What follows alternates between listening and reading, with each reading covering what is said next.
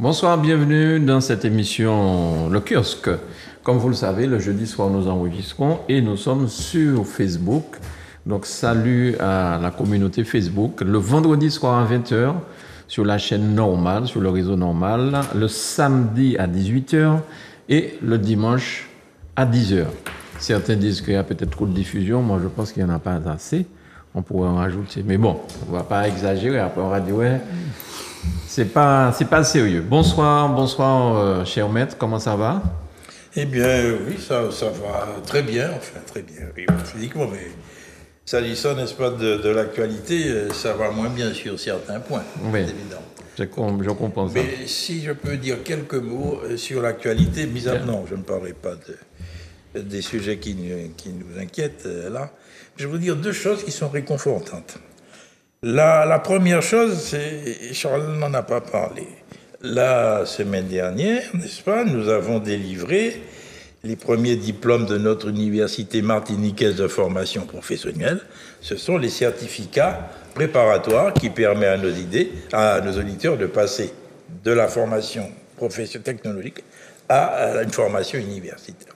C'est un élément, donc tu disais que cette émission est un laboratoire, effectivement. Donc, c'est la première étape, et cela va continuer. La deuxième chose qui me passionne, actuellement, c'est l'octroi de mer. Et j'ai lu le rapport du Conseil économique, social et environnemental, et les propositions qu'ils font, ces propositions, ils les ont tirées du petit ouvrage que nous avons réalisé. Et je tiens à préciser, comme ça, que nous continuons à travailler et que dans les semaines qui viennent, notre ouvrage est refondu et avec trois hypothèses de réforme de l'octroi de mer calculées et de façon très précise. J'ai un économètre à mes côtés et nous allons loin dans ces éléments-là. Je voulais le dire simplement. Et c'est là, il y a quelque chose de réconfortant. Parfait. Merci beaucoup, Philippe. Bonsoir, Michel, rédacteur en chef du journal Justice. Comment ça va? Bonsoir à toutes et à tous. Cette semaine, nous sommes un petit peu focalisés à Justice sur un événement que nous voulons créer qui consiste à rendre hommage à un député martiniquais ouvrier, le seul député ouvrier qu'a la Martinique connu, qui s'appelle Léopold Bissol. Pourquoi? Parce que il y a un buste de Léopold Bissol en bas de l'Ermitage, avec une plaque qui a été vandalisée, et les petits-fils de Léopold Bissol nous ont proposé de refaire cette plaque, et nous sommes dit, puisqu'on ne va pas se contenter de refaire la plaque, on va faire une manifestation donc qui aura lieu samedi prochain, samedi 14, et on va rappeler qui était Léopold Bissol, qui a été élu en même temps député de la Martinique, en même temps qu'Aimé Césaire, et qui a été, non par conséquent, le seul député ouvrier de la Martinique. D'accord. Ça. Le deuxième point, c'est que j'ai appris il y a 2 jours le projet de visite ici en Martinique de Fabien Roussel à la dernière semaine d'octobre, et nous sommes en train de préparer son voyage en Martinique, et en particulier un forum précisément sur la question de la vie chère et la question de l'octroi de mer. Voilà. Alors, il devait déjà venir l'année dernière, je crois, Michel. Il n'a pas pu venir. Tout à fait. Il était prévu qu'on le reçoive à la télévision. J'espère que cette fois-ci, ce sera possible. Ben de oui, le recevoir est déjà... On en parlera. La dernière fois, tu avais proposé de l'interviewer. Et je pense que cette fois-ci, ce sera possible de lui permettre de s'exprimer pendant, je ne sais pas, 1 heure, je pense. Il n'y a pas de problème. Voilà. Donc, nous sommes en train de préparer cette... Je ne vais pas lui parler des supermarchés, quand même. Ça. On aura des choses plus sérieuses que le supermarché, quand même, non? Pourquoi pas? On peut parler de... Ok, d'accord. Non, parce que précisément, l'axe, d'après ce que j'ai compris, l'axe de la visite de Fabien Roussel, c'est la question du pouvoir d'achat et de la vie chère. Donc... Ok, pas de souci, ce sera avec plaisir. Ouais. De toute façon, tu es chez toi ici, pas de problème. Eh bien, je te remercie. Je t'en prie.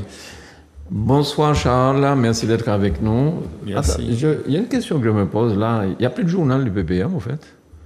Si, Pas que mais je veuille forcément faire la promo, mais je viens de faire la promo de la justice. Il est numérique en fait. Et effectivement, d'ailleurs, c'est mea culpa, hein, maxima culpa. Il est sorti hier et j'ai oublié de l'envoyer à Manuela. D'accord. Voilà. Oui, Mais il n'y a plus de numéro papier. Papier. Voilà, exactement. Donc, Très bien. je me rattraperai la prochaine fois. Par contre, il est aujourd'hui bimensuel.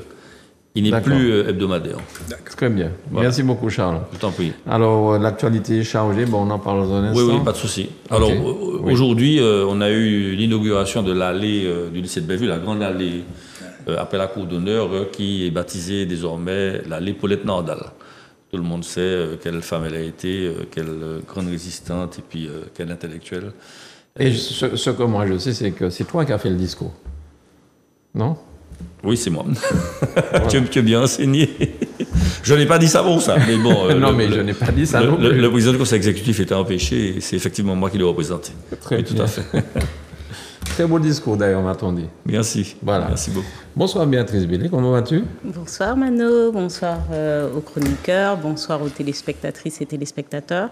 Ça va physiquement, ça va un peu moins pour ce qui est de l'actualité, elle n'est pas obligatoirement très réjouissante, mais je tiens, parce que tout le monde a parlé un peu de l'actualité, à rappeler aux Martiniquaises et aux Martiniquais que nous organisons une grande semaine de mobilisation contre le chlordécone qui s'appelle donc Simen Matinique Doubout.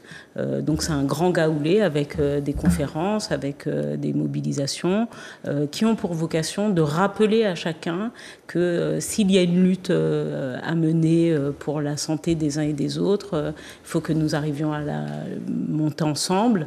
Nous sommes accompagnés d'avocats qui permettent d'ailleurs de se constituer partie civile dans ce dossier. Donc il y a des formulaires préconçus qui permettent d'introduire quelque part une action individuelle mais qui a pour vocation à devenir aussi une sorte d'action collective. Donc je mettrai le lien et puis les documents éventuellement sous le lien Facebook de cette émission pour que les personnes puissent le retrouver et puis sur tous mes supports numériques, tous mes réseaux, voilà. Malgré le procès est passé, on avait botté, la justice avait botté en touche. C'est bien ça, hein? Oui, mais on a encore dit, et Philippe peut le dire encore plus que moi, mais le fait judiciaire n'est pas éteint. Il y a d'autres moyens qui peuvent être ouverts, et en l'occurrence qui vont être ouverts. Donc ce n'est pas parce qu'il y a eu un non-lieu que toute l'action judiciaire s'arrête. Il y a d'autres choses à faire. Voilà. Bien. Alors, depuis ce week-end, le monde entier est sous l'actualité en ce moment, c'est ce qui se passe entre Israël et la Palestine.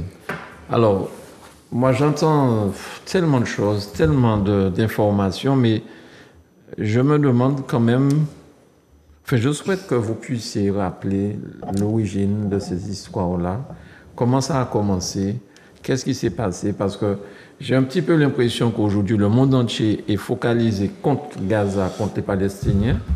J'ai l'impression que l'Occident, en tout cas, l'Europe, tout le monde, des États-Unis, ils veulent prendre la défense, ou ils veulent aider Israël. Et j'aurais bien aimé beaucoup les Martiniquais comprennent bien d'où ça vient. Et voilà. Donc là, j'ai un professeur d'histoire. Oui, volontiers.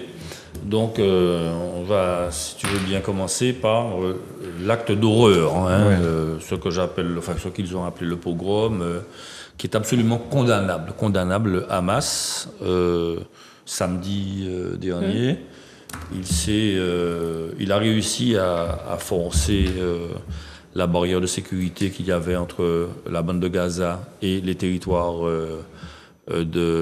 d'Israël. Et puis, pendant une douzaine d'heures, les guerriers islamistes sont allés dans les villages, ont rapté des enfants, des femmes, des personnes âgées, ont tué, ont exécuté. Et je souhaiterais d'abondir ma condamnation la plus ferme et la plus absolue contre ce genre d'actes barbares sans nom qui, à mon sens,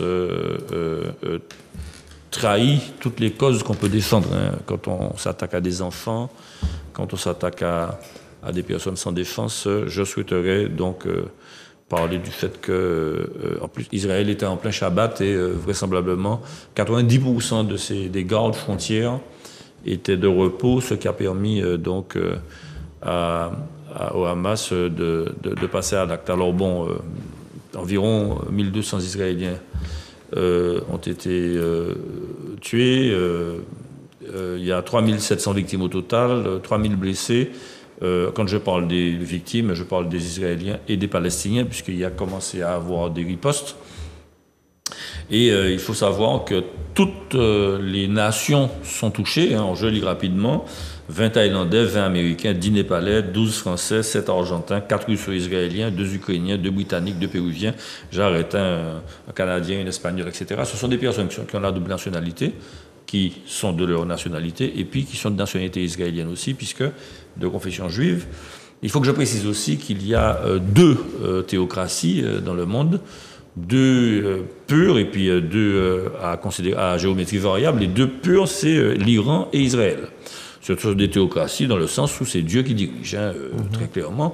Et puis, il y a le Vatican et la Grande-Bretagne. La Grande-Bretagne avec l'Église anglicane, et puis le Vatican et le pape. Ce sont 2 territoires, en fait 2 États qui sont fortement influencés par la doxa religieuse, mais qui ne fonctionnent pas comme des théocraties.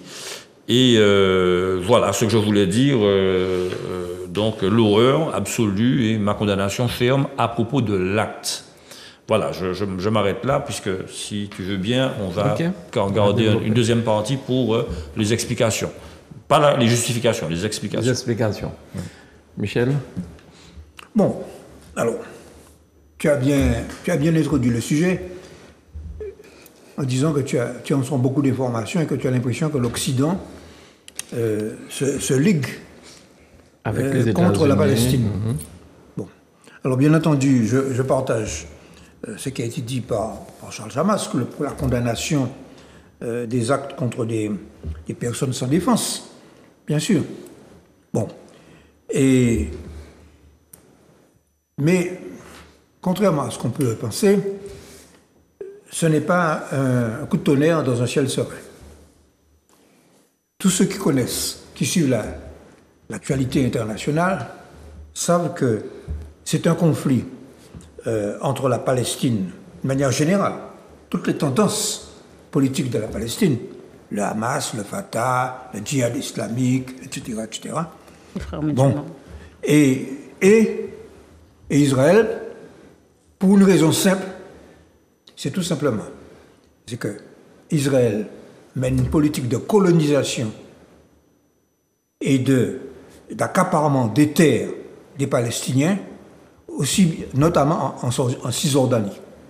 Et par conséquent, et deuxièmement, Israël n'applique pas les résolutions de l'ONU visant à la création de 2 États sur le territoire israélien, un État palestinien et un État israélien. Et que cette question-là, tant qu'elle ne soit pas réglée, eh bien, elle va provoquer des tensions. Donc, ce n'est pas justifié, c'est contextualiser ce qui se passe. Et par conséquent, dire qu'Israël est un État colonialiste, ce n'est pas être antisémite. C'est constater une réalité.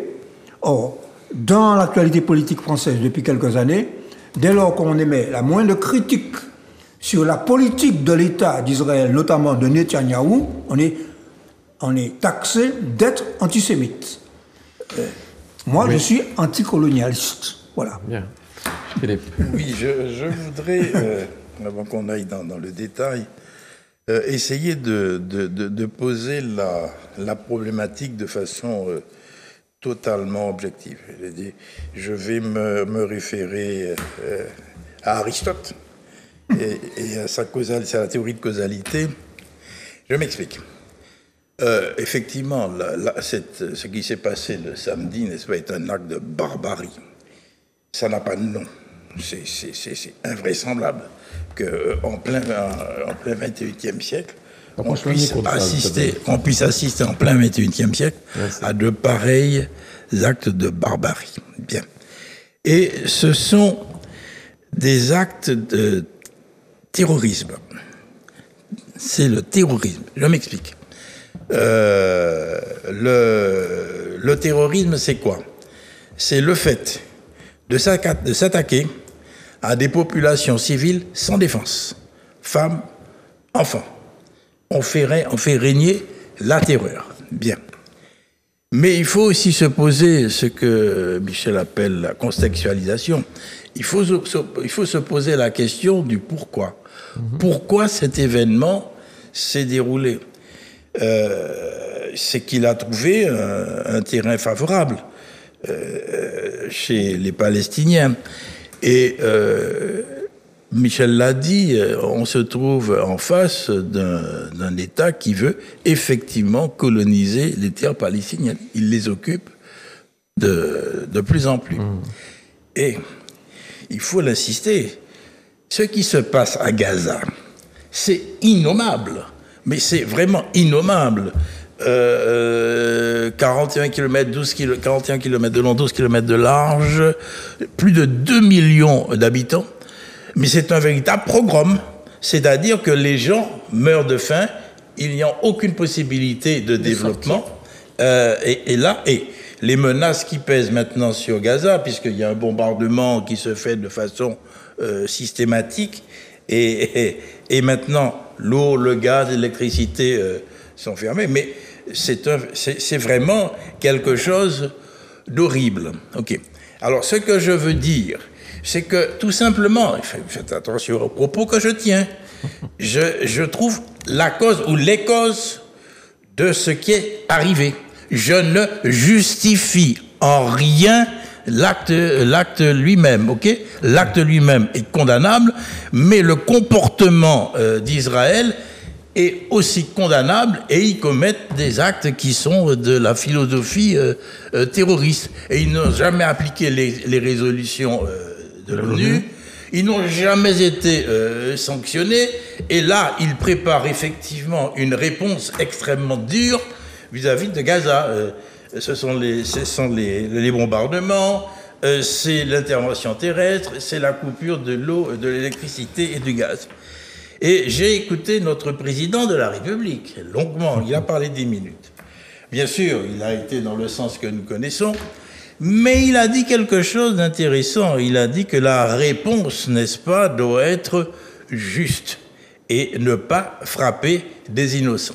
Alors voilà ce que je veux dire pour expliquer la situation globale et générale, mais je répète, je ne justifie pas, j'explique. Alors, avant de te passer la parole, suite à ce que tu viens de dire concernant le président français, comment sur un petit territoire comme ça, où il y a 2 millions de personnes, on pourra dire au bon, celui-là, il est habillé en kaki, c'est un militaire, il faut le tuer.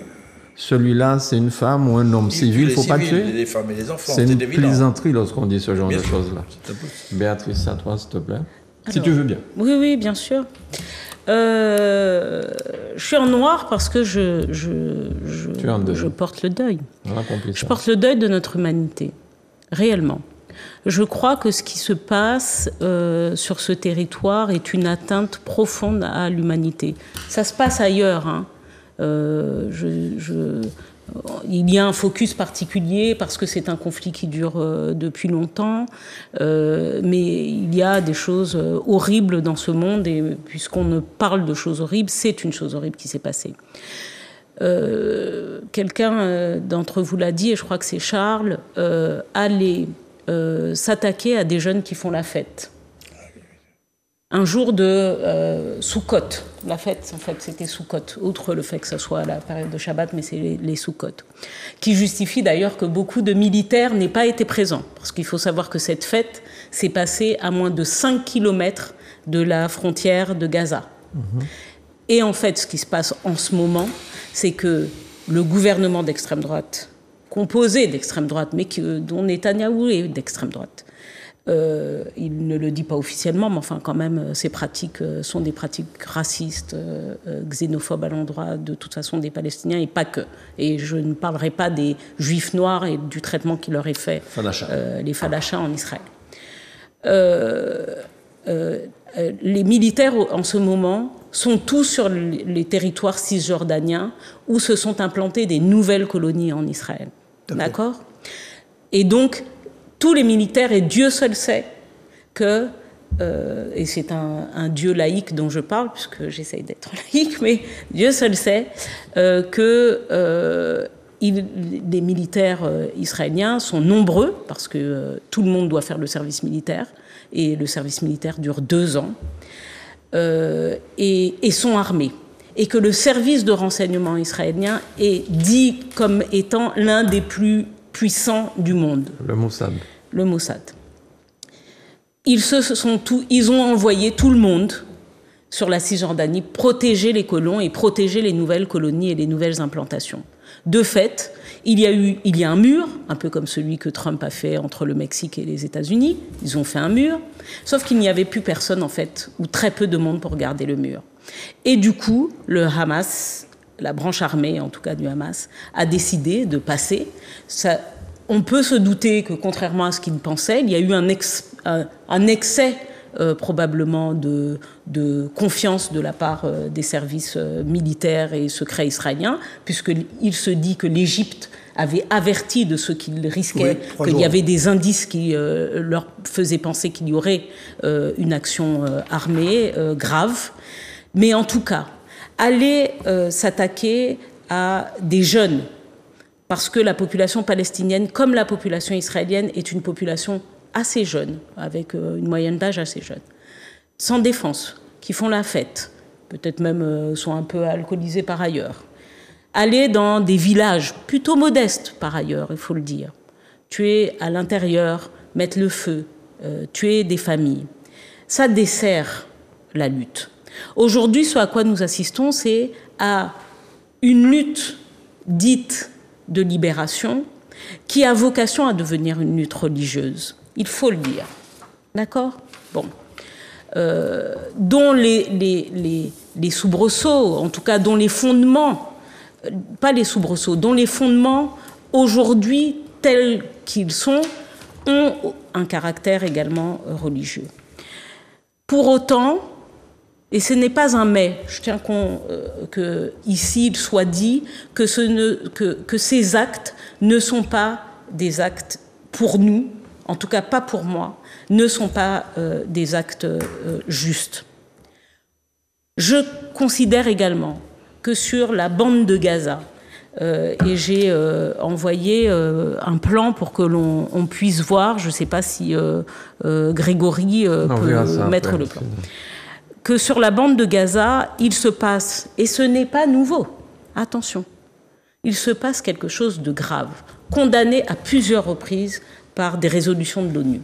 C'est une population extrêmement jeune ou extrêmement vieille, tous ceux qui n'ont pas réussi à fuir. Et pourquoi je dis fuir ? Une population emprisonnée dans un tout petit territoire. 2 millions de personnes sur 20 km de large, 41 km, c'est ça, sur ça. D'accord ? Un tiers de la surface de la Martinique. Un tiers de la surface de la Martinique, 2 millions de personnes. D'accord ? Je rappelle qu'en Martinique, nous avons l'une des densités de population les plus fortes de France, avec 341 habitants par kilomètre carré. Nous sommes 341 000, alors imaginez, si on prend un tiers, c'est-à-dire juste le sud, on part de Ducos au François et puis on trace un trait jusqu'à Sainte-Anne. Alors, avant d'aller plus loin, puisque tu as lancé des images, je vais demander à Grégory de me passer l'autre image, ce que j'appelle le rétrécissement de la Palestine pour partir la jeunesse, de commencer par... Voilà. Ah voilà, c'est très intéressant ça. Commencer par ça pour que les gens comprennent ce qu'est l'histoire. Ce qu'est l'histoire. Alors en tout cas, sur cette bande de Gaza, cette toute petite bande de Gaza... tout à fait à gauche, voilà. C'était ça la Palestine avant. Hein. Exact. C'est l'évolution dans le temps. Et sur cette petite bande de Gaza, non seulement les gens vivent, 90% des personnes vivent avec moins de 2 € par jour.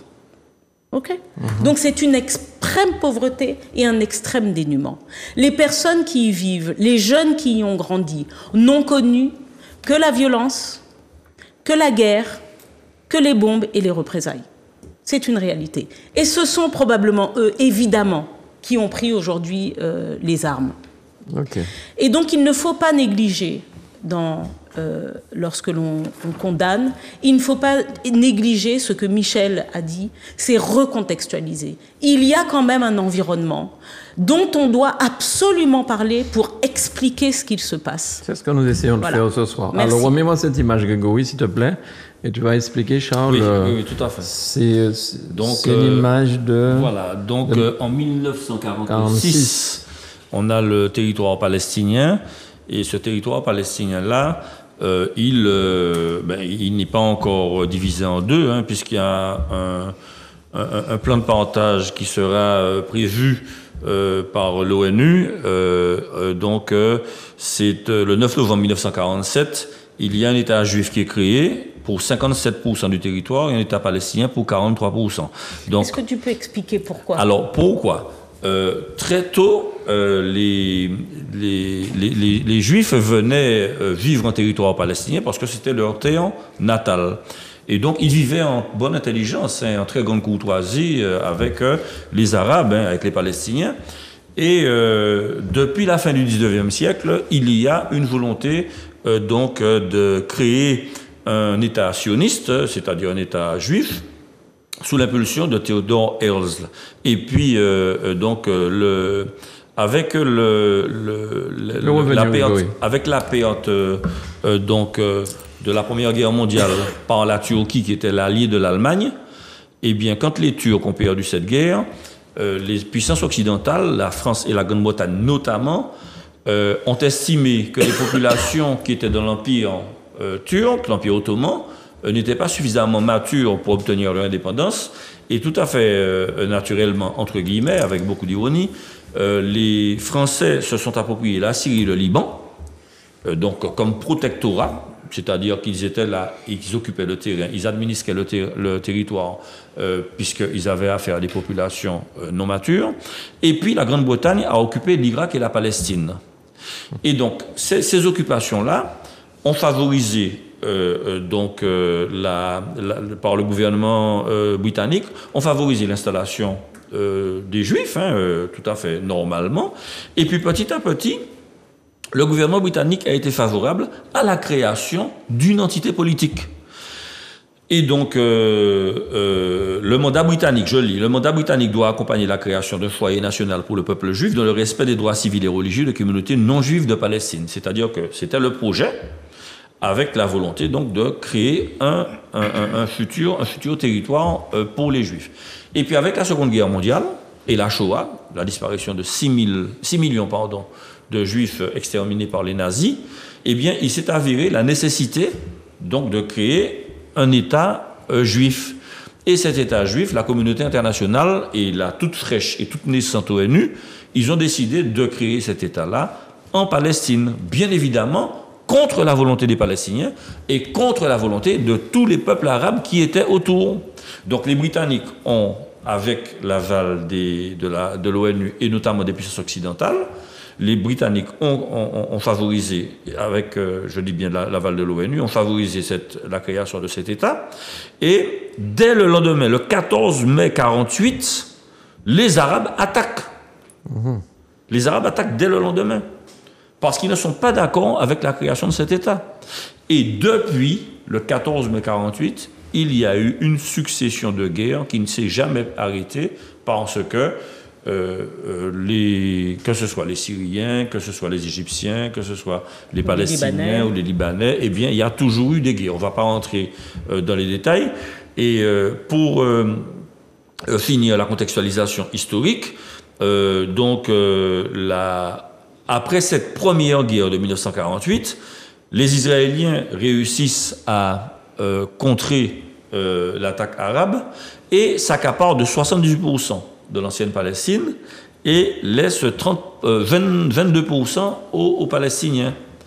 Et donc, sur ces entrefaites, les Israéliens menacent les Palestiniens des pires sévices en disant « si vous ne partez pas, vos femmes seront violées, vos filles seront violées et vous subirez les atrocités ». C'est ce qui s'est passé historiquement. Qu'est-ce que les Palestiniens ont fait? Ils ont pris leurs jambes, enfin pas mal, ils ont pris leurs jambes à leur cou, ils sont partis et ils se sont enfuis en Jordanie. D'où la grosse communauté palestinienne qu'il y a en Jordanie. Au Liban. Et au Liban aussi. Et donc, quand ils se sont enfuis, et puis que les Arabes qui sont restés n'ont pas été exterminés comme les Israéliens l'avaient dit, ils se sont dit, il ne s'est rien passé, nous allons revenir. Et là, les Israéliens ont fermé la porte, ils ont trouvé porte close, les Israéliens ont dit, vous êtes partis de votre propre volonté, et nous refusons votre retour. Et donc, c'est l'exil, que la population palestinienne connaît, la fameuse Nakba, la Nakba qui est l'exil, parce que c'est une population qui, au Liban et en Jordanie, ils vivent sous des tentes. Il y a la mère d'un de mes amis, dont je tairai le nom par pudeur, d'origine palestinienne, qui est en Martinique, qui vit en Martinique à Rivière-Salée, je le salue bien, dont la maman a épousé le père. Et quand ils sont partis pour aller en Palestine, eh bien, ils ont dirigé le père vers la Jordanie en disant que son terrain ne lui appartenait plus. Et cette dame martiniquaise a vécu dans des camps en Jordanie jusqu'à sa mort. Et c'est une Martiniquaise de chez nous. Enfin, je veux dire, elle a épousé un Palestinien, elle est partie pour vivre en Palestine avec son mari. Et puis, je salue aussi mes amis de la famille Amra, qui ont des terrains à Ramallah. Il faut que vous sachiez ce qui se passe. Hein. Quand Michel parle de colonie, vous avez un terrain, et puis la Cour suprême israélienne vous exproprie. Et vous dit que le terrain n'est plus à vous, et donc on vous demande de partir, et puis les colonies sont créées ex nihilo, c'est-à-dire que ce sont des kibbutz qui sont créés avec l'installation de nouvelles familles. Voilà, pour l'explication. Quand on parle de kibbutz, parce qu'on a parlé de kibbutz dans cette affaire, c'est des colons, hein? Oui, absolument. Oui, bien sûr. Ce sont bien des sûr. colons. C'est pas de gentils agriculteurs, hein? Non, tout à fait. Tout à fait. On va revoir Qui sont armés. Grégory, remets-moi l'image, s'il te plaît, parce que... Et donc voilà, alors la première carte, c'est la Palestine, avec mitée par des occupations juives, parce qu'il n'y a pas encore l'État d'Israël. La deuxième carte, c'est la séparation en deux territoires, avec Israël au milieu, et puis les trois morceaux qui sont réservés à la Cisjordanie, à la population palestinienne. Après la première guerre, vous voyez qu'il ne reste plus que un bon tiers, hein, puisque il y a 78% du territoire qui a été gagné à la faveur de la guerre, a été gagné par les Israéliens. Et puis la quatrième carte, vous avez la bande de Gaza qui s'est rabougrie, parce qu'on voit qu'au départ, la bande de Gaza était bien grande et elle jouxtait le Sinaï égyptien. Eh bien, la quatrième carte montre que la bande de Gaza, qui est bien rabougrie, et la Cisjordanie, qui est en géant clair et qui est une Cisjordanie occupée par les Palestiniens, elle est mitée par beaucoup de colonies. Voilà, elle est mitée par beaucoup de colonies, puisque ces colonies-là sont des colonies israéliennes, puisque les Israéliens... Alors, il faut expliquer aussi que le président Netanyahou, qui est poursuivi pour plusieurs chefs d'accusation, notamment corruption, etc., eh bien, lui, sa seule occupation, c'était premièrement d'éviter la prison, et deuxièmement, de favoriser le Hamas, ceux qui ont commis les pires exactions aujourd'hui, parce qu'il voulait combattre le Fatah, qui est le parti, entre guillemets, politique officiel de Yasser Arafat, et qui a toujours voulu créer un État palestinien. Et la paix. Et la paix. Yasser Arafat, qui est décédé. Oui. Empoisonné. Il a été empoisonné. Bon, je ne sais pas. Mais Mahmoud Abbas, qui est aujourd'hui le président, le successeur, qui a plus de 90 ans, qui est fatigué, il représente encore l'autorité palestinienne. Alors, Grégory, si tu peux me montrer la photo où il y a une déclaration de Netanyahou à propos du Hamas, et on va se rendre compte que c'était une volonté politique que d'entretenir le Hamas, parce qu'il fallait absolument affaiblir le Fatah, c'est-à-dire le parti politique de Yasser Arafat, qui, lui, avait, entre guillemets, la légitimité de la négociation et de la gestion des territoires palestiniens.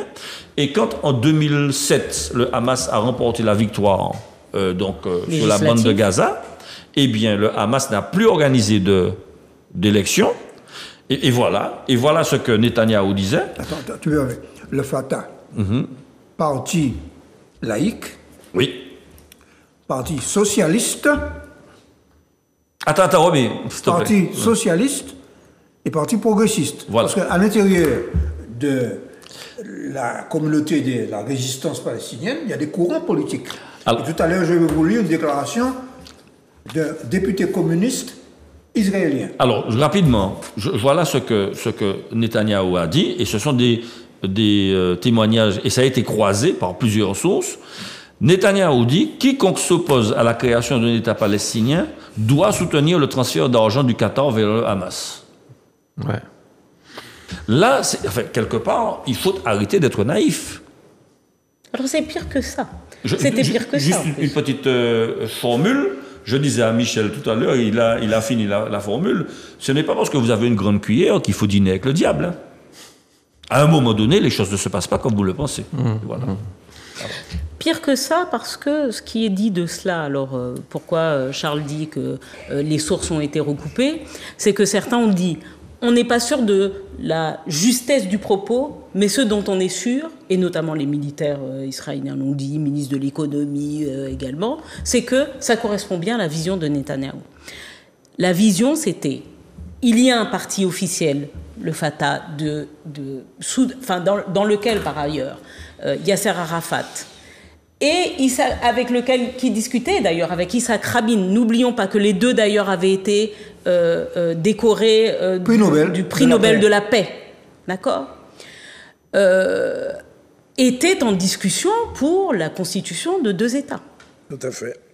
Aujourd'hui, il y a des artisans de la guerre, et ce, des deux côtés. Il y a des personnes qui ne veulent pas la paix. Et Netanyahou fait partie de ceux qui ne veulent pas la paix parce que son but à lui, notamment parce que depuis les dernières élections, pour se maintenir au pouvoir, il s'est allié avec des extrémistes, d'une extrême droite très dure, très impérialiste, raciste israélienne, suprémaciste, oui. Il faut aussi le rappeler, on ouvre des parenthèses, mais c'est pour dire comment il ne suffit pas de dire c'est blanc ou c'est noir, c'est une histoire complexe. Mais là, Netanyahou, avec ce parti avec lequel il s'est associé, ont pour objectif majeur, et c'est ce qui leur a coûté probablement la sécurité, la qualité de la sécurité de ces derniers jours, ont pour objectif majeur la conquête des territoires et donc la colonisation de territoires et la protection des colons. Avec ces dernières 10 années, des mouvements de population de près de 1,2 million de Palestiniens. C'est ça la réalité. Des personnes qui arrivent, qui partent faire leurs courses, qui rentrent, qui ont des chars dans leur quartier et à qui on dit « vous n'habitez plus là ». Voilà. D'accord ? C'est comme ça que ça se passe. Alors, je voulais vous faire écouter quand même le témoignage de la première vidéo, Grégory. Fais monter le son pour qu'on entende bien, s'il te plaît.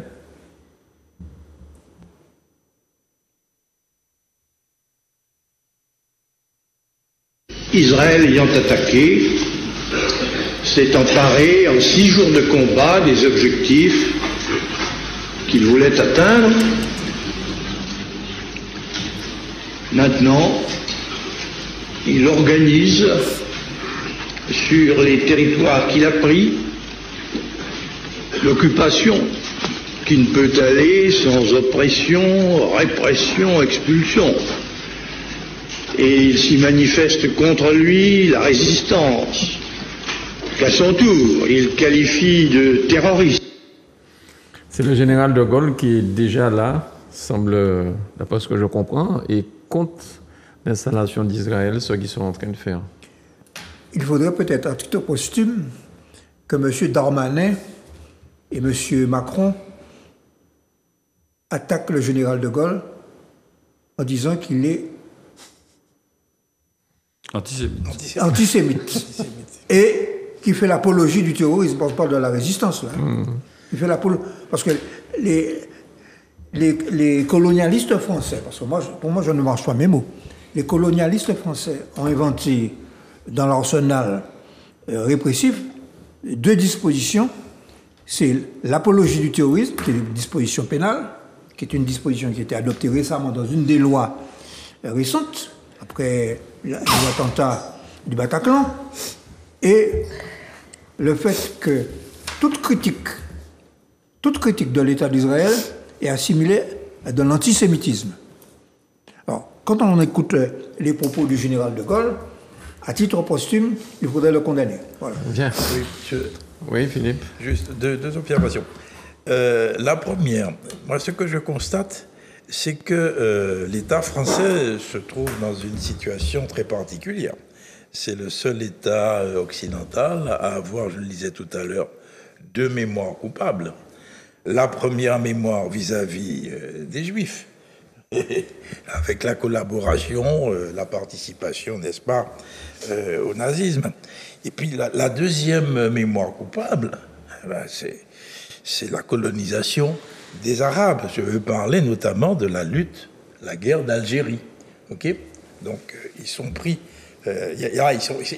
entre 2 feux. Et je pense que si nous sommes très proches de la Palestine pour plusieurs raisons... Philippe, pardon de t'interrompre. Et nous Nous, c'est la déportation, c'est pas pareil. Oui, mais justement, ce qui nous rapproche, n'est-ce pas, de la Palestine, c'est notre état de coloniser, actuel ou ancien. Ok. Mais je voulais poser une question à Charles. La détermination de la bande de Gaza et la Cisjordanie, c'est garanti par qui? Ça a été donné dans quel type d'accord? Là, comment ça s'est constitué? Est-ce que c'est la situation de fait qui s'est Absolument pas. Il y a eu création arbitraire par l'ONU avec déplacement de population. C'est ça, d'accord. Voilà, donc c'est l'ONU tout à fait qui a décidé. Oui, mais non, mais il faut pas oublier que, notamment dans la résolution 240 de l'ONU, dit, parce que la bande de Gaza, c'était pas ça. Ouais. Hein, si on regarde la carte, on le voit, elle s'est rétrécie, messieurs. Divisée par 10. Elle s'est rétrécie.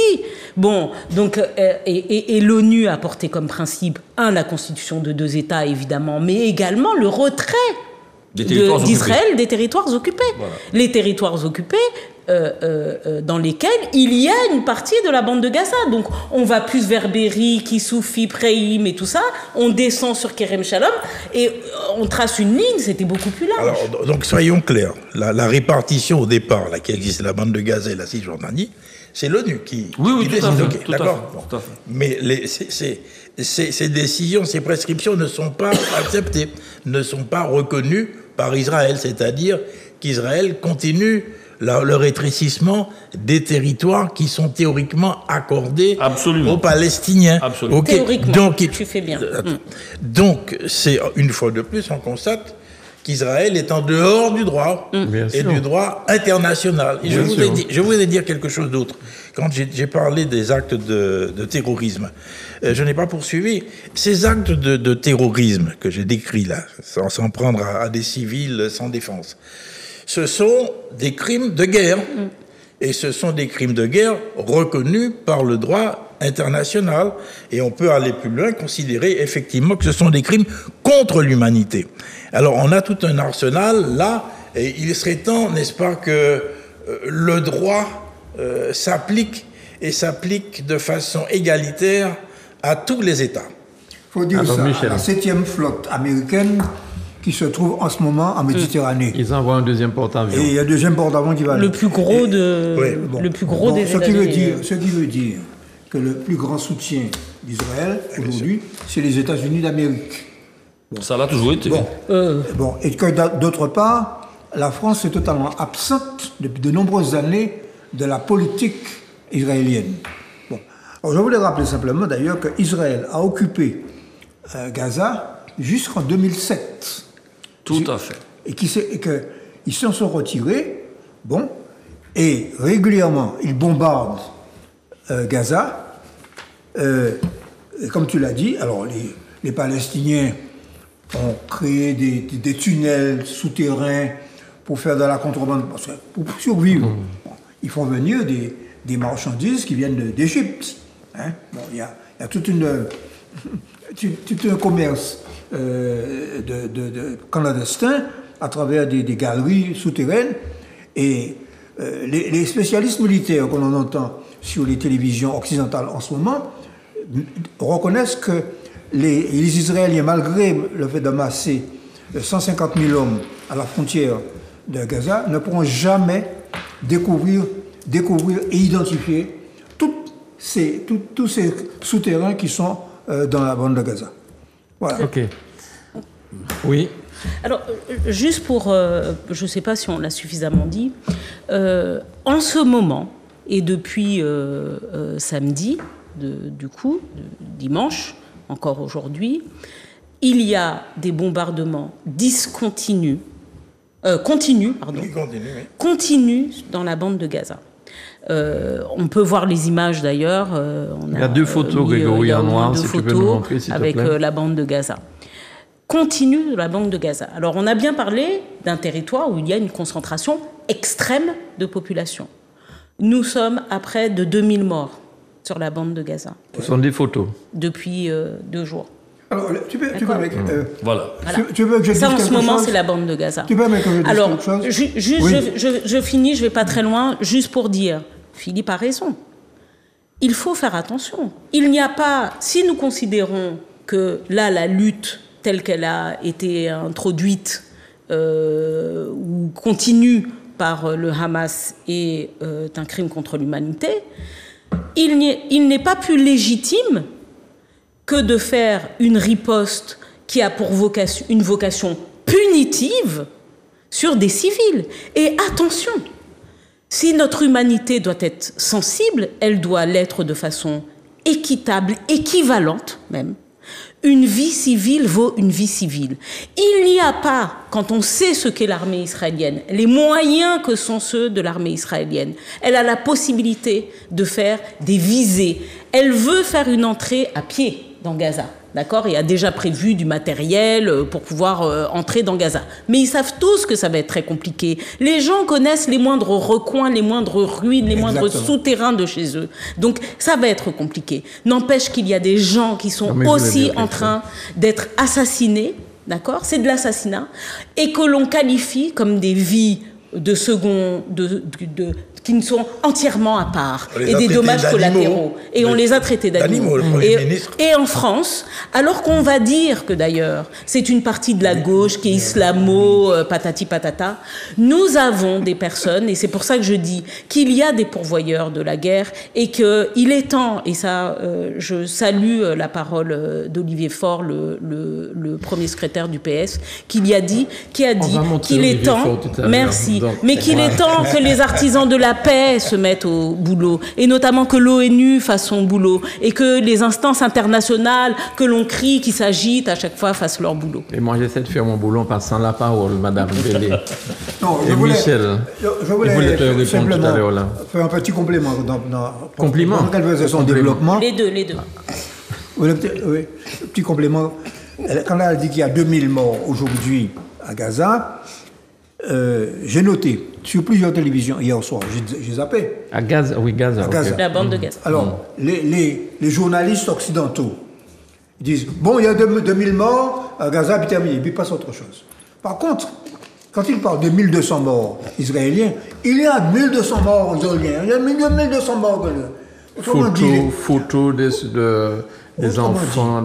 Autrement dit, dans la manière de traiter l'information, on traite l'information concernant Israël sur le mode émotionnel et l'information sur les Palestiniens sur le mode de la banalisation.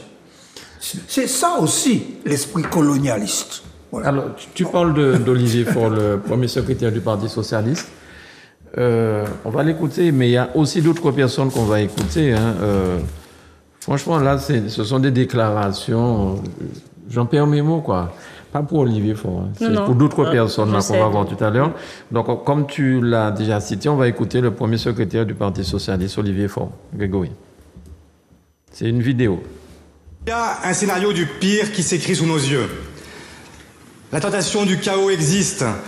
Elle est portée par tous ceux qui, du Hamas à l'extrême droite israélienne, ont tout fait pour tuer les accords d'Oslo. La riposte ne peut donc pas être la vengeance aveugle. Notre soutien à Israël, comme à toute démocratie frappée par le terrorisme, est indéfectible dans les limites du droit international. Le droit humanitaire doit être respecté. Le siège de Gaza n'est pas acceptable. La déshumanisation des Palestiniens par le ministre israélien de la Défense est une insulte à notre commune humanité. Infliger une punition collective à des populations civiles est insupportable. Chaque vie compte. Notre conviction est inchangée. Il n'y aura pas de paix durable sans État palestinien et sans garantie de sécurité pour Israël. Nous appelons dans l'immédiat le gouvernement français et l'Union européenne à prendre une initiative diplomatique pour un cessez-le-feu avant de convoquer ultérieurement un sommet pour une issue politique.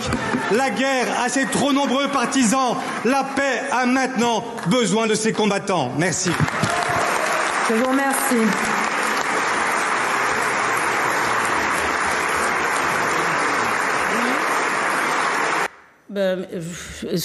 Sincèrement, pour moi, et c'est sans flatterie aucune, c'est l'une des positions politiques les plus fortes, les plus équilibrées, les plus justes. La plus claire, j'ai trouvé aussi. Mais que j'ai entendue, en toute sincérité.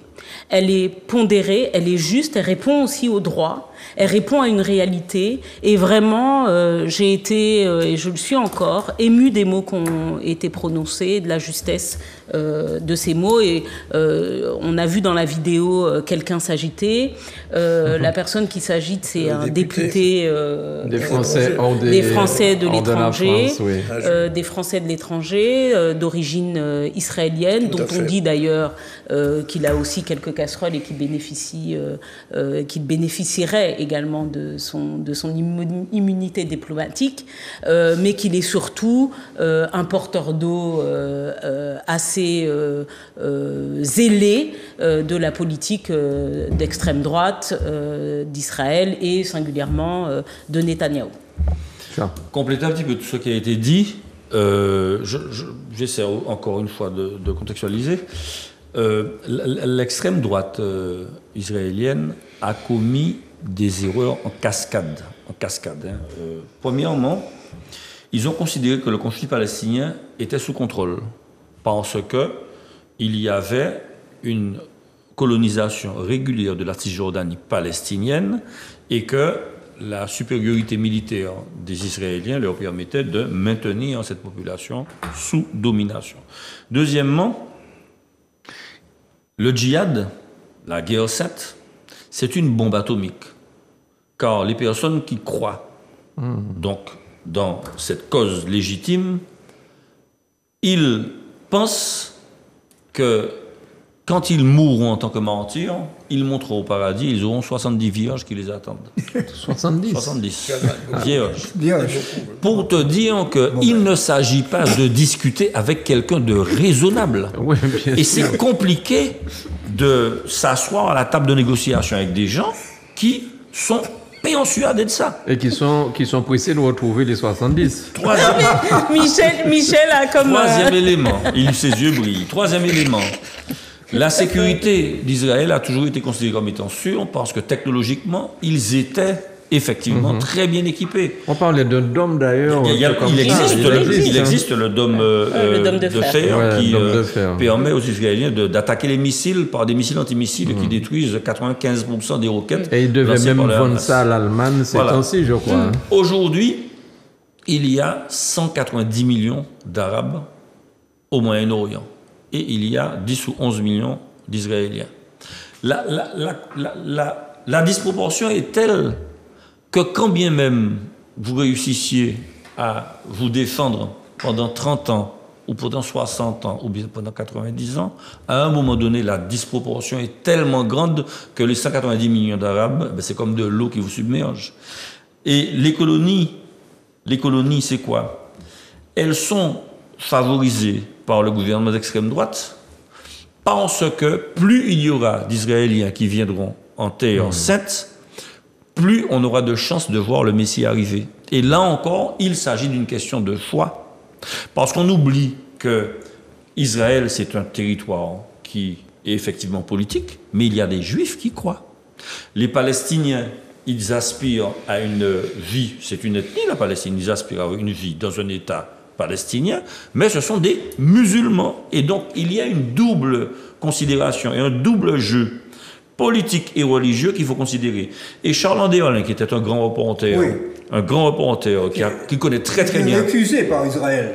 Parce Oui. qu'il était assez honnête, ce Voilà, reporter. c'est un modéré, un modéré, comme il le considère. Il a écrit 2 bouquins. Il a écrit le premier ouvrage, 2009, Le grand aveuglement, Israël et l'irrésistible ascension de l'islam radical. Le grand aveuglement, c'est-à-dire que la politique menée par l'extrême droite, notamment depuis Sharon, favorisait le Hamas. Et son deuxième ouvrage, en 2013, il a écrit « Au nom du temple, Israël et l'irrésistible ascension du messianisme juif ». Et c'est au nom de ce messianisme-là. Le nôtre est déjà venu, et puis il est mort, hein, il y a 2023 plus 4. Hein, il y a une erreur de calendrier grégorien. On n'est pas en 2023, mais on est en 2027. Il manque 4 années. Il est mort, mais ressuscité. Il ressuscite, bien sûr. Mais bon, on est en 2027. Alors, pour vous dire, c'est une petite précision historique.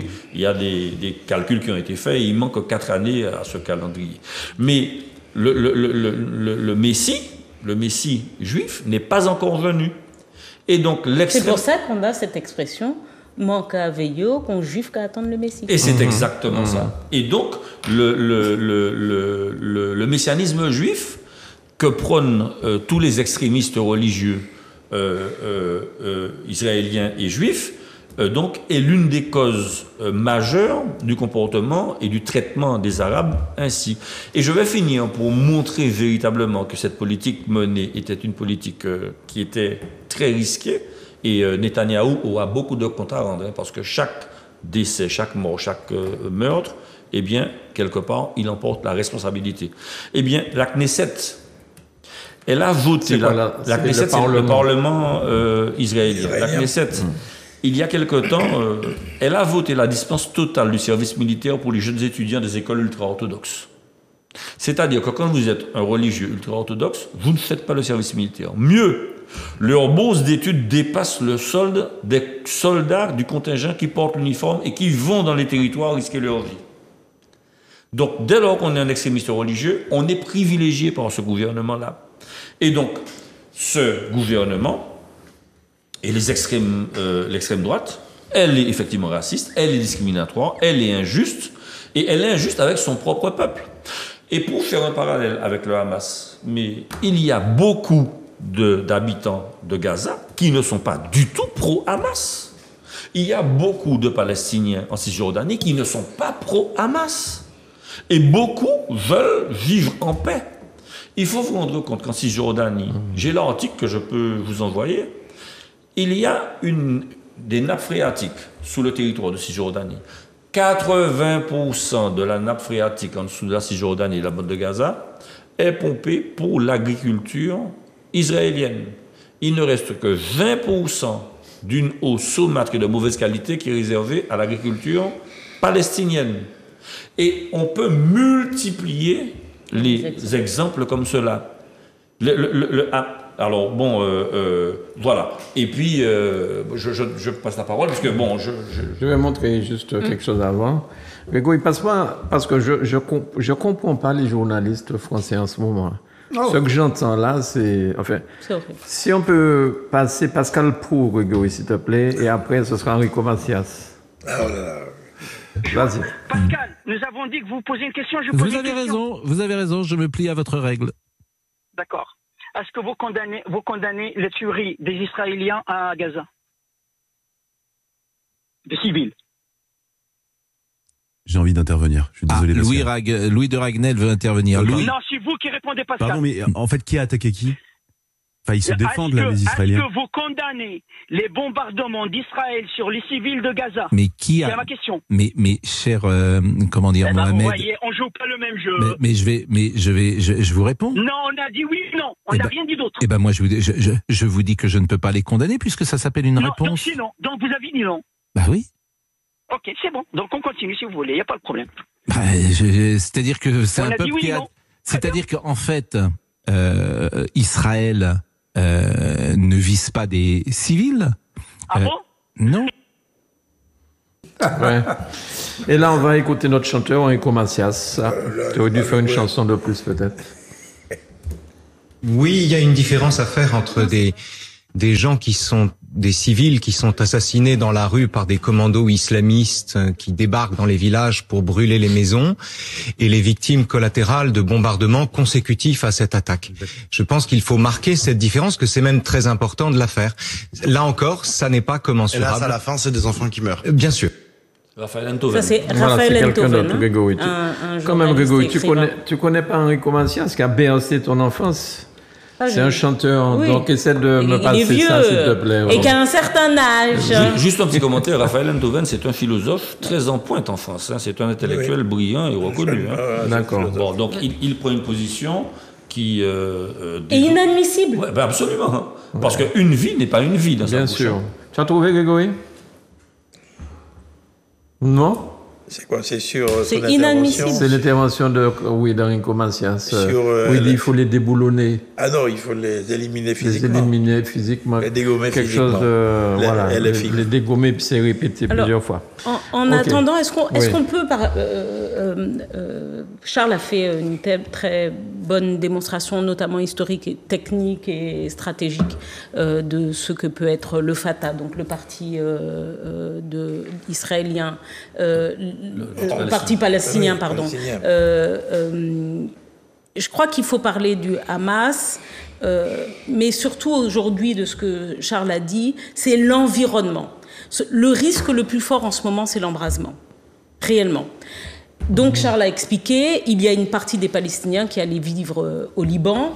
Il y a des branches armées au Liban qui, le Hezbollah, qui régulièrement ont attaqué d'ailleurs Israël parce que considérant qu'il faut se défendre par rapport à notamment l'occupation des terres cisjordaniennes. Il y a aussi aujourd'hui une forte suspicion de ce que l'Iran, théocratie, c'est pour ça qu'en introduction, n'oubliez pas qu'on a dit quand même que le fait religieux est dedans et qu'il y a une transformation aussi du conflit en fait religieux. Il y a une forte probabilité que l'Iran ait fourni logistiquement un certain nombre, une technologie qui a permis d'arriver à ce résultat. Ce qui a été fait et qui a déjoué Israël, c'est quoi? Au lieu de communiquer avec des smartphones, ils se sont remis au Alcatel.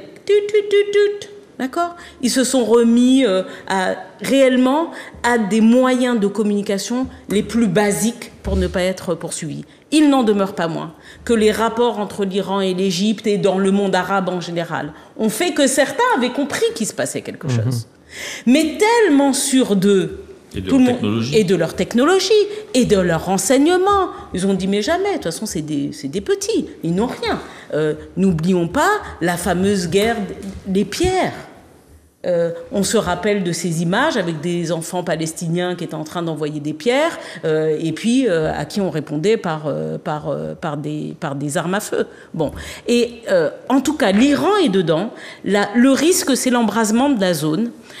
Et compte tenu du fait que quand même sur le territoire européen, il y a déjà, enfin européen, occidental, à l'est, Russie, Ukraine, il y a déjà un conflit. Personne n'est en fait là, la réalité. Les États-Unis ne vont pas agir. Ils flippent d'aller sur ce terrain-là. Ils font ce qu'on appelle du combinatoire, c'est-à-dire qu'ils veulent faire peur, non pas au Hamas, mais ils veulent faire peur à tous les pays de la zone pour dire attention, nous aussi, on est là, on peut éventuellement, c'est réellement là, on est dans de la stratégie de montrer les bras pour que tout le monde ait suffisamment peur pour que ça ne s'embrase pas. Mais c'est le risque le plus important, c'est que ça s'embrase. Et l'un des risques les plus importants également, quand on entend des Raphaël Enthoven ou les pros, c'est que le conflit, ou en tout cas la tension qui règne, s'exporte sur les territoires nationaux et singulièrement le territoire national français. Alors, je vais demander à Grégory s'il trouve cette fois-ci le bilan humain du conflit de 2008 à 2020. S'il te plaît, Grégory. C'est 70 chiffres. Oui. Ouais. Des slides. Ouais. Il y a 3 slides. C'est un diagramme en barre. Très ballon, Voilà. Il y en très a, parlant. il y en a peut-être.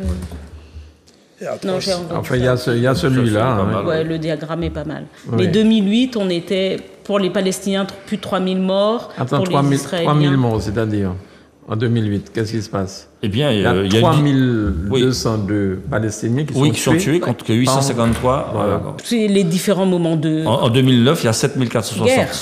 Oui. Palestiniens contre 123 Israéliens. En 2010, 1659 contre 185. En 2011, 2260 contre 136. Et l'autre diagramme, s'il te plaît, Grégory, voilà, c'est celui-là. Alors celui-là, on voit que les Palestiniens, c'est du côté où il y a les grandes barres rouges. Hein, et puis de l'autre côté, c'est les décès israéliens. Donc on voit la disproportion. 3202 contre 853. Alors, il y a une année, même, je ne la distingue pas, mais il y a 31 558 contre 130. Voilà, c'est ça. Ça doit être Voilà. 2009. C'est ça. Voilà, donc on voit que... 2010. Ah oui, 2010. Probablement Sans doute, 2010. Mais, et donc, pour compléter ce que disait Béatrice... C'est la guerre avec le Hezbollah, justement, absolument, 2010. absolument. Donc, les pourvoyeurs en numéraire, en argent, c'est le Qatar et c'est l'Iran. En argent et en numéraire, en moyen technique. Mais, hélas, parce que le terrorisme a de beaux jours encore.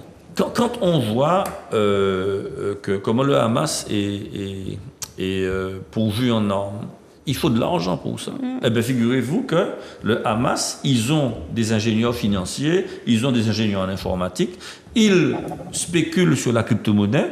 Et il y a un journaliste français qui expliquait que le Hamas, sur 3 ans, a récupéré 45 millions d'euros et le djihad islamique a récupéré 93 millions d'euros sur cette fameuse crypto-monnaie. Et puis dès lors qu'on commence à les surveiller, ils se débranchent en disant c'est pour protéger le réseau. Mais c'est pas vrai du tout, c'est qu'ils ne veulent pas être captés. Et donc il y a ce qu'on appelle la zone grise en matière financière qui profite aux capitalistes, ce qu'on appelle la spéculation dans les paradis fiscaux, mais qui profite aussi aux terroristes. Et qui profitent aussi aux trafiquants de tous ordres, que ce soit les trafiquants d'armes, trafiquants de drogue, les trafiquants d'humains, absolument. Et donc, les grandes nations occidentales qui ont les moyens de nettoyer ça ne le font pas parce qu'ils protègent certains de leurs ressortissants qui sont richement possessionnés, mais ça les dessert parce qu'il y a aussi les terroristes qui réussissent à faire leur beurre sur ce genre de marché. Mais le diagramme que tu as... Vous voyez bien, tout le monde voit, les téléspectatrices et téléspectateurs ont vu, qu'on est quand même dans une espèce de cycle sisyphéen, c'est-à-dire quelque chose sans fin, quoi. Hein. Voilà, c'est une guerre perpétuelle depuis de nombreuses années. Donc là, la situation qui a cours là est exceptionnelle parce qu'elle était inattendue, c'est-à-dire que la force déployée par le Hamas était inattendue, mais régulièrement, il y a des bombardements que de l'État israélien, que du Hamas sur la bande de Gaza. Hein. Il faut le savoir. C'est quasiment pas quotidien, mais presque. Et la grosse difficulté, j'en termine, je pense que Michel et Philippe vont parler, la grosse difficulté, c'est que pendant très longtemps, il y avait une logique des blocs. Il y avait la logique soviétique et puis la logique américaine. Et les deux blocs se respectaient. Enfin, ils n'étaient pas amis, mais il y avait ce qu'on appelle l'équilibre de la terreur, en sachant qu'ils étaient tous les deux très pourvus en tête nucléaire et qu'un dérapage pouvait occasionner une catastrophe mondiale. Eh bien, chacun avait son précaré. Israël était défendu par les États-Unis et la Palestine était défendue par les Russes. Aujourd'hui, avec cette multipolarisation du monde, chacun fait ce qu'il veut. Chacun fait ce qu'il veut. Et je souhaite dire aussi que l'unanimité qu'il y a derrière le gouvernement d'extrême droite d'Israël ne se vérifie pas dans les autres États et notamment les autres nations du Sud. Hein. Ce n'est pas du tout le cas. Et même l'inverse. Même l'inverse. Oui. D'ailleurs, il y a des pays qui ne reconnaissent pas le Hamas comme un parti ou une branche terroriste. Hein. Alors, Michel. Béatrice a parlé du risque d'embrasement, etc. Et moi, je vais citer quand même un député qui s'appelle Ofer Kassif, qui est député communiste israélien. Ça existe. Il y a un parti communiste en Israël. Alors, c'est une interview qui est... Voici sa photo, n'est-ce pas? Bon. Et c'est très bien, pardonne-moi 2 secondes Michel, et c'est très bien que tu fasses ça parce qu'il n'y a pas tout blanc, le monde n'est pas manichéen. Ouais. Il y a des Israéliens qui sont modérés, qui sont pour la paix, contre les implantations. De la même manière qu'il y a des Palestiniens qui sont modérés. Une interview assez longue à l'Humanité. Je cite quand même la conclusion de son intervention. Alors, il dit ceci, parce qu'il faut quand même donner un peu d'espoir. Il dit ceci, je le redis, rien ne justifie les crimes et les massacres commis aujourd'hui dans le sud d'Israël. Mais c'était écrit sur le mur, comme je l'ai souvent et depuis longtemps répété, nous paierons un lourd tribut pour les crimes de l'occupation. Nous les Israéliens. Oui, Israéliens, oui. Bon. Le siège de Gaza et l'arrogance du gouvernement kahaniste. Alors, ça veut dire raciste. Il n'y a pas de solution militaire, seulement politique. La fin de l'occupation et l'avènement de l'indépendance palestinienne. Voilà ce que dit un député communiste israélien. Il a tout dit, là. Il a tout dit. Est-ce que quelque part, ça rappelle pas un petit peu les Antilles, la colonie nous, par rapport, enfin bon, c'est peut-être moins poussé, mais tu parles de colonie, oui, c'est ça, de colonie. Avant 48, c'était chaud. C'était ça. Avant 1848, avant l'abolition, c'était... Non, mais je crois que là où il faut faire... ceux qui peuvent peut-être le plus faire le lien, c'est les Algériens, les Maliens, la vraie occupation, les Calédoniens. Nous sommes des déportés. On nous a sortis de nos pays pour nous emmener quelque part. Oui, ailleurs. Nous coupant d'ailleurs de notre histoire, de nos racines, de plein de choses. En tout cas pour les l'afrodescendant dont je suis. Si, en revanche, par contre, Charles est là pour ce dont il a parlé en début de propos. La France avait décidé de s'accaparer à la chute de l'Empire ottoman la Syrie et d'où ma présence. D'où sa présence. D'où le fait d'ailleurs qu'au Liban, on parle bien français, ou en Syrie, il y a beaucoup de francophones. Je ne sais pas s'il faut faire le lien comme ça, mais par contre, il faut, dans l'attitude qu'un certain nombre d'intellectuels et de politiques ont aujourd'hui, il faut y voir en effet une vision, en revanche, très manichéenne du monde. Il y a le monde occidental, blanc, puissant, armé avec de l'argent, dont les vies valent 2 fois celles des autres. C'est une triste réalité, mais ce que l'on a entendu nous montre bien que la considération qu'ils pourraient avoir, et qu'ils ont aujourd'hui, que l'État français d'ailleurs a pour nous, quand on voit le taux de pauvreté, les difficultés aujourd'hui que nous rencontrons. La négation du chlordécone. La négation du chlordécone, la négation de nos réalités économiques, la négation des monopoles, la négation de la mauvaise répartition foncière de la Martinique. On peut se poser, tu as raison, on peut se poser des questions, en tout cas sur l'état d'esprit. Je voudrais dire quelques mots, puisque j'ai quelques observations. Oui, je crois qu'au niveau de la colonisation, il y a un fait, quant au regard que l'on peut peser sur nous. Et bien sûr, nous avons été déportés. Donc, on n'est pas venu chez nous. Effectivement, il y a une différence à ce niveau-là. Mais l'attitude est identique. Nous sommes dans des proportions différentes. Oui, bien sûr, bien sûr. Il faut bien le reconnaître. Mais pour moi, le risque d'embrasement est évident. Pourquoi ? Il y a une multiplication des différents foyers. Okay ? Et à partir de là, chacun va pouvoir jouer sa carte. L'Ukraine va pouvoir jouer sa carte. Et là, j'ai remarqué que la Chine bouge. La Chine, ces jours-ci, n'est-ce pas, ils envoient... Oui, mais c'est à rapprocher tout ça. Parce qu'il faut bien se dire que nous sommes autour d'une table de jeu, ok, et de billard. Et chacun va placer, n'est-ce pas, sa boule pour faire tomber l'autre. Donc, il y a là... Avant, c'était simple. Effectivement, il y avait deux mondes, disons. Il y avait une certaine... on pouvait contrôler. Mais telle n'est plus la situation à l'heure actuelle. Et à mon avis, à ce titre-là, la situation est plus préoccupante. Et je voudrais ajouter une autre chose. C'est qu'effectivement, au niveau interne, ce problème d'Israël pose des problèmes au niveau politique. Ok ?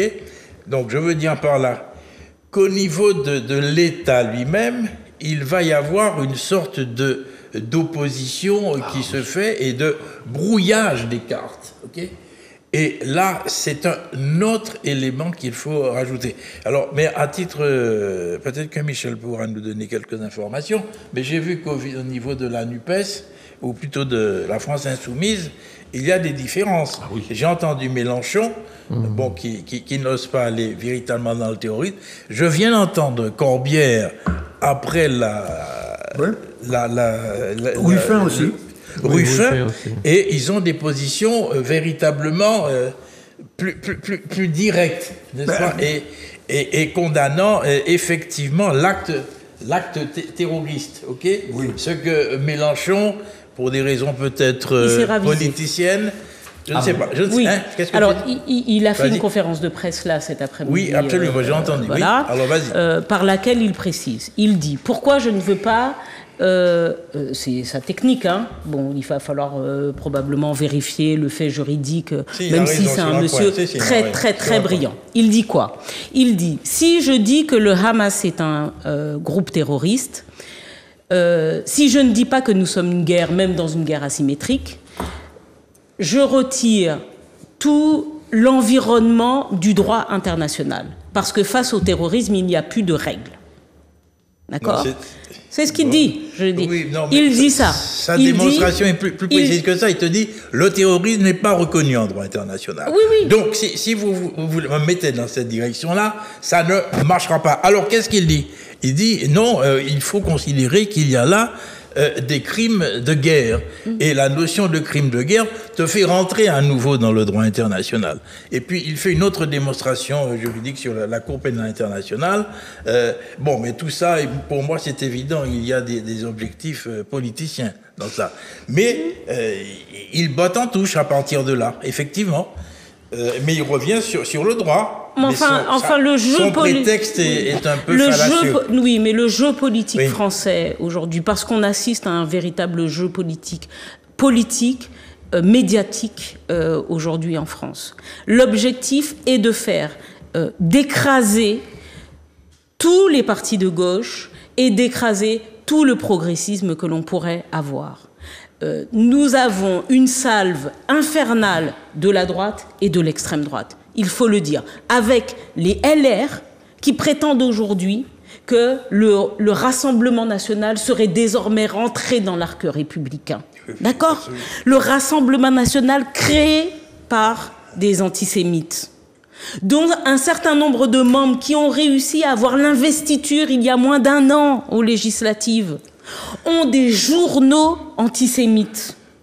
Et aujourd'hui, parce que Marine Le Pen fait du gag à la télé et qu'un certain nombre font du gag à la télé, alors que dans des associations qui ont été fermées, dont les membres marchent avec Marine Le Pen dans le GUD le 14 juillet, vont à la manifestation de Jeanne d'Arc. D'accord ? C'est ça, les gens. C'est des associations où il y a des croix gammées dans les locaux. OK ?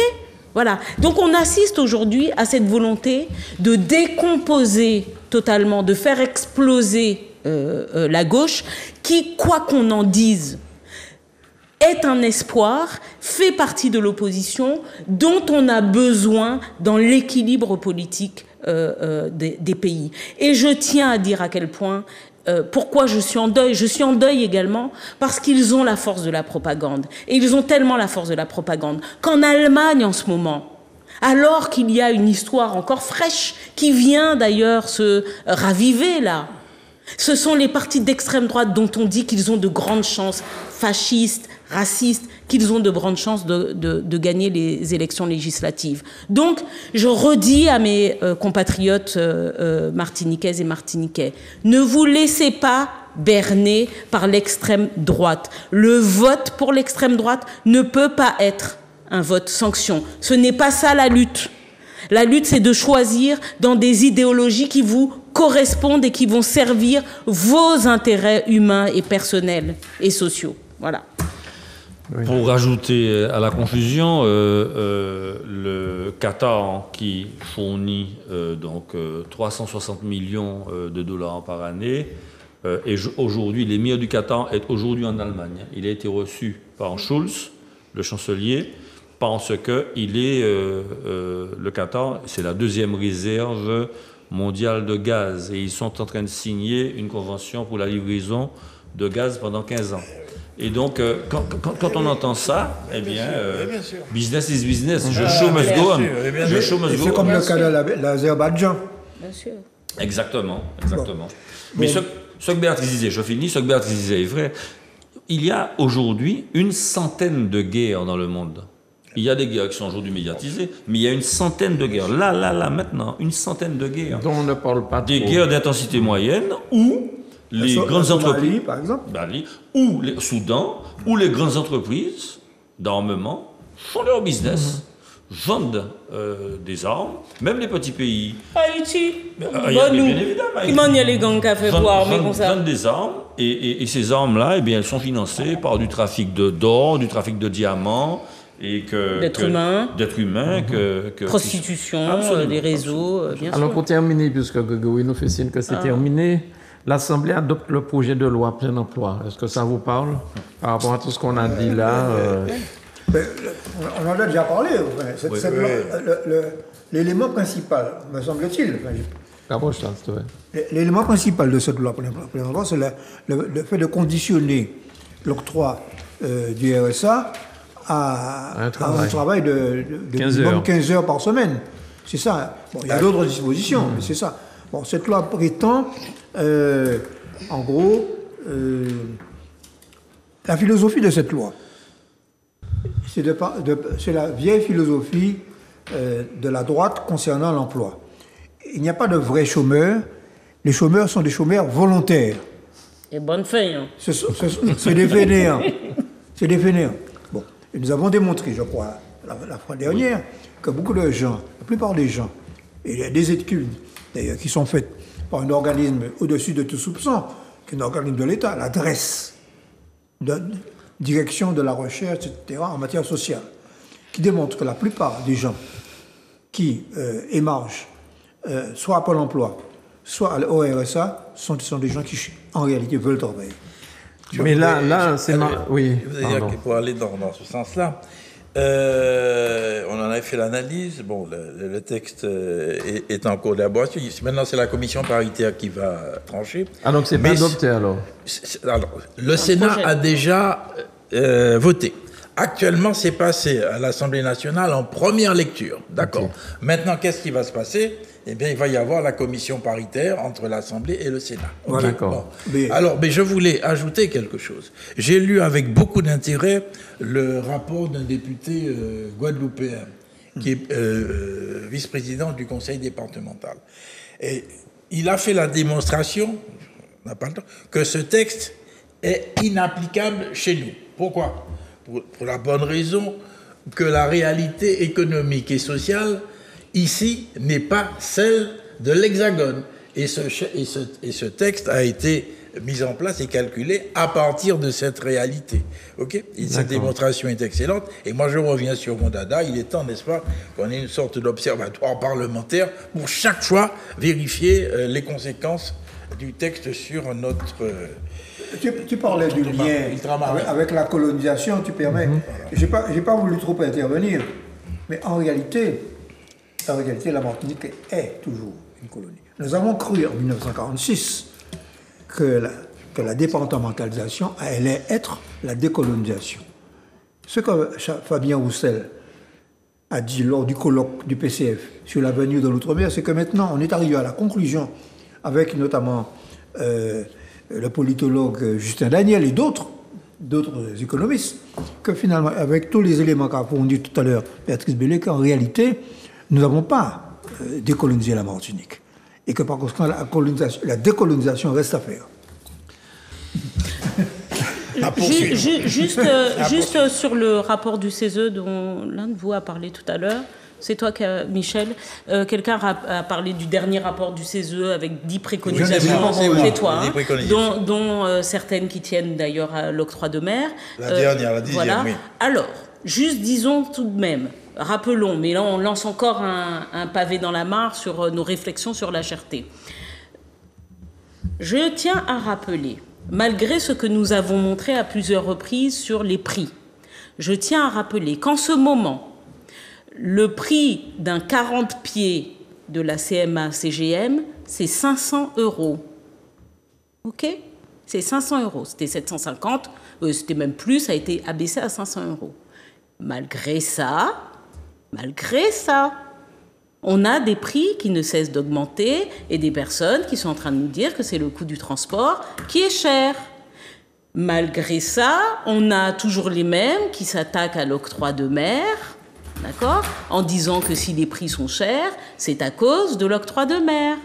Malgré ça, on a, par exemple, des productions locales telles que le rhum, il faut boire avec modération, qui sont devenues presque aussi chères en Martinique que sur les étals des supermarchés en France hexagonale. Nous demandons donc aux députés, notamment Ajar qui a conduit et sur lequel d'ailleurs le CESE, la commission d'enquête, et sur lequel le CESE s'est appuyé également, sur les données desquelles le CESE s'est appuyé, d'être vigilant parce que le CESE parle également de blocage des prix. Alors, justement, j'ai entendu cela, excuse-moi, j'ai entendu cela rapidement ce matin sur Radio Caraïbe, et j'ai cru comprendre effectivement qu'une des propositions du Conseil économique, alors c'est le Conseil économique et social de France, hein, oui, tout à fait, le grand CESE, c'est pas le CESE, c'est le CESE. Bon, ils ont peut-être un peu plus d'audace que les nôtres. Voilà. Donc, petit mot. Ouais. Le crédit impôt pour la compétitivité et l'emploi, le CICE, accordé à l'État par l'État aux entreprises depuis 2015, en coût cumulé depuis 2015, sans contrôle d'embauche pour les entreprises, est estimé à 180 milliards d'euros. C'est-à-dire que l'État offre aux entreprises, dans le cadre du crédit impôt pour la compétitivité et l'emploi, des sommes, 15, 19 milliards par année. Hein. Et il n'y a aucune enquête. Zéro. Michel, qui est un ancien fonctionnaire de la concurrence et de la répression des fraudes, peut expliquer mieux que moi, il n'y a aucune contrepartie. Aucune contrepartie de nos entreprises. Comment est-ce que vous pouvez toujours matraquer les plus faibles? Moi, je ne comprends pas cette mentalité. Parce que vous êtes de droite. Oui, mais je voudrais intervenir. Je trouve qu'il y a là vraiment une escroquerie, mais je pèse mes mots. Alors, effectivement, vous allez rire, tu as pris l'exemple du conteneur. On va prendre l'exemple de l'octroi de mer. On réduit. OK. Est-ce que le prix va baisser pour autant? Non. Non. Donc il faut un contrôle, et il faut un blocage, il faut un régime autoritaire pour y arriver. Les prix sont libres. Oui, bien sûr. C'est ça le problème. Ouais. Et donc, le dogme de base, depuis 1987, en France et en Europe, les prix sont libres. Donc il y a quelques petites actions comme le BQP, etc. Il y a eu un article d'ailleurs assez intéressant cette semaine, mais avec une prise de position un peu partisane de M. Plantard, le président de l'OPMR, je le dis, je suis membre de l'OPMR. Hein. L'OPMR, c'est l'Observatoire des prix, des marges et des revenus, bon, qui est plus ou moins chargé de surveiller les prix. Bon. Mais qu'est-ce qu'il dit en substance? Il dit qu'il n'y a pas de problème de marge, que le problème des surprix, des différences de prix, avec la France, notamment 40% en matière alimentaire, eh bien, c'est l'octroi de mer. Et il prend l'exemple archi-usé du riz. Du riz. Bon, alors, je pense que nous aurons, à l'occasion de la visite de Fabien Roussel, nous avons l'intention d'éviter la MPI, et peut-être toi, un forum sur la question de l'octroi de mer, et notamment Madame... la présidente de la MPI, dont le nom m'échappe, et puis M. Ursulé, qui est aussi son adjoint, pour clarifier cette histoire de riz. Parce que M. Plantard, comme M. Marot-Descotes, d'ailleurs, chaque fois, il nous resserre ça. Bon. Voilà. Alors, Charles, oui. Vous avez reçu un ministre cette semaine, hier, je crois. Il est en visite. Il est en visite. Ministre délégué. Voilà, il est en visite et il sera à l'université demain. Le président du conseil exécutif le rencontrera. Mais je n'ai pas assisté. À nouveau. À nouveau, parce qu'il l'a déjà reçu. Je n'ai pas assisté à cette réunion. Il l'a déjà reçu. Il était également ce matin en préfecture avec les représentants de la banane qui étonnamment l'ont accueilli sur le perron. L'image était... Non mais l'image... Enfin, en toute sincérité, l'image était quand même assez étrange, je vous le dis. Elle est cocasse. Elle est cocasse. Vous avez un ministre qui arrive, un préfet qui est présent et des représentants des planteurs de bananes qui sont sur le perron, au même titre que le préfet, alors qu'ils sont à la préfecture, en train d'accueillir le ministre. Il attend en haut. Il attend en haut. Voilà. Donc, mais enfin, pour ceux qui connaissent les règles de diplomatie et de protocole, c'est très étrange. Mais l'ancien secrétaire d'État, c'était pire que ça. Il dînait tout le temps là-bas, au fond ça. Il était encore mieux reçu, mais si, il était encore mieux reçu que ça, monsieur. Pour l'instant, il n'a pas encore le bras long. Non, mais je parle vraiment d'un lieu particulier, la préfecture. Oui, la préfecture, je comprends. Voilà. Tout à l'heure, j'ai hésité sur le nom de la présidente de la MPI en consultant mon ami Philippe. Ça m'a dit que c'est Madame Capron. Effectivement, c'est elle qui dirige avec beaucoup de brio l'efficacité. La MPI. Bien. Voilà, je vais dire un petit coucou à Tati Marilyn et je promets de venir te voir avec Béatrice parce que Tati Marilyn est fan de Béatrice, c'est la seule dame du plateau et comme elle défend ses positions avec pugnacité, eh bien Tati Marilyn, tu verras Béatrice et je m'y engage fortement, voilà. Bon, moi j'embrasse tous les grands mornais, on a le droit du coup. Papa, maman, tout ça. Tonton, Denis, Tati qui sont loin, monsieur et madame Ambrosi à Trinité, voilà. Mes cousins et cousines de la Birotte. Bien. Voilà. Philippe, tu embrasses toutes tes femmes, pardon, excusez-moi. On va raconter la caille même. Pourquoi que le reste de la problématique là? On va faire, on va raconter la caille moi, toi. Comment? Merci, Mano. Excellent. Tu laisses ta responsabilité de tes propos. Et Michel, de toute façon, tout à l'heure, Michel, il était tu salues qui Non, je salue bien sûr toutes les téléspectatrices et téléspectateurs à égalité. Bien. J'aime le travail puissant que j'ai fait ici. Oh là. Non, merci beaucoup. Je suis content quand même que nous ayons pu, sur un débat, une question aussi chaude, aussi passionnée, apporter, je pense, des éléments de réflexion et de discussion, alors que de l'autre côté de l'Atlantique, on est en plein délire. Voilà. Oui. Il était bon de rétablir un certain nombre de choses, je pense. J'ai appris. Merci Charles, là, tu as apporté des Charles a fait un travail exceptionnel aujourd'hui. Des réponses à des questions que je me posais très précises. Stabilo, rose, jaune, vert, tout il s'est mis en situation.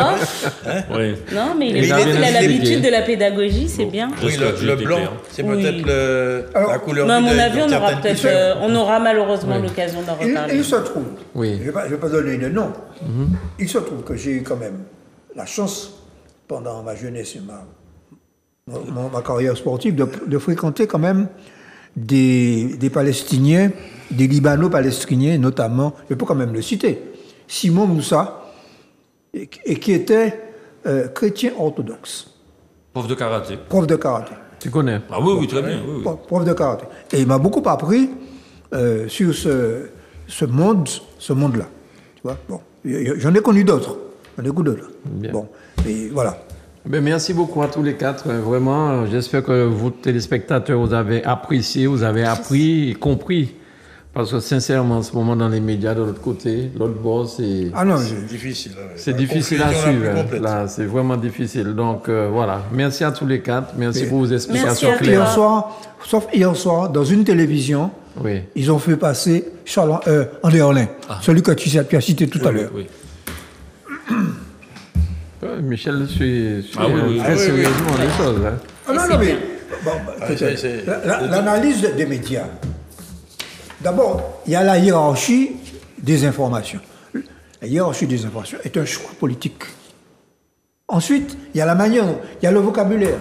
Et tout à l'heure, j'ai signalé le style. 2000 Palestiniens morts, 1200 Israéliens meurent. Ah. Mais c'est ça. C'est ça l'intox. C'est ça l'intox. Allons pas énerver Grégory. Je vous souhaite un bon week-end, bonne semaine et à la semaine prochaine si Dieu veut. Merci beaucoup. Merci à vous chez vous pour nous avoir suivis. Si vous voulez nous envoyer un mail pour transmettre à nos chroniqueurs, si on a peut-être oublié quelque chose, si quelqu'un veut sur ce débat-là nous éclairer, nous sommes preneurs aussi, qu'on puisse nous éclairer. Parfois on reçoit des courriers d'ailleurs. Oui, c'est vrai. Allez, bonne semaine. Bye bye. Je vais dire quelque chose, mais